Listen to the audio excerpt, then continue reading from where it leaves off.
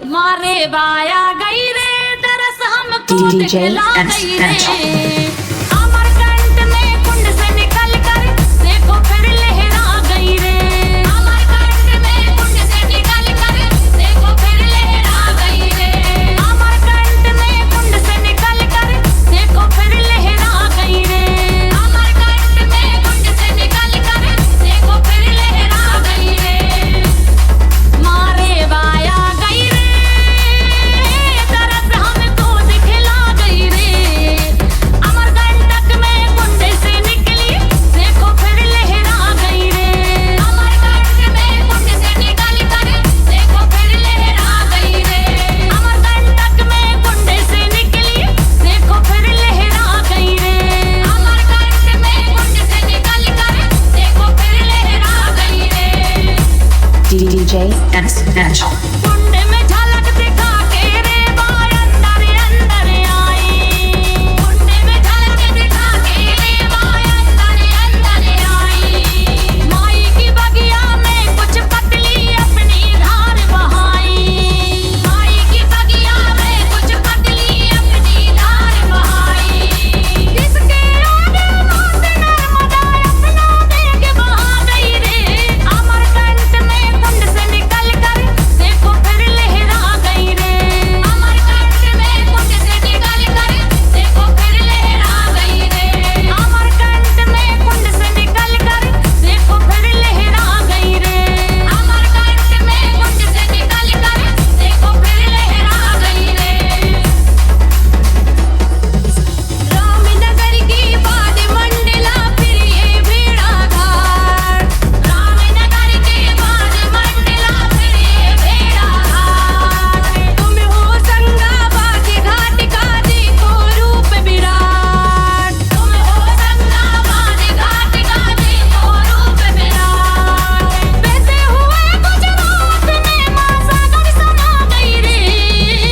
अमरकंट में कुंड से निकल कर देखो फिर लहरा गई रे।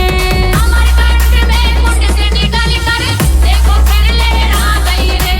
अमरकंट में कुंड से निकल कर देखो फिर लहरा गई रे। अमरकंट में कुंड से निकल कर देखो फिर लहरा गई रे। DJ Exponential. पूरे जग में माई नर्मदा कहलाती है निराली। पूरे जग में माई नर्मदा कहलाती है निराली। सब नदियां पूरब जाती है ये पश्चिम बहने वाली। सब नदियां पूरब जाती है ये पश्चिम बहने वाली। महिमा इसकी सबसे अलग है सबको भा गई रे। अमरकंट में कुंड से निकल कर देखो फिर लहरा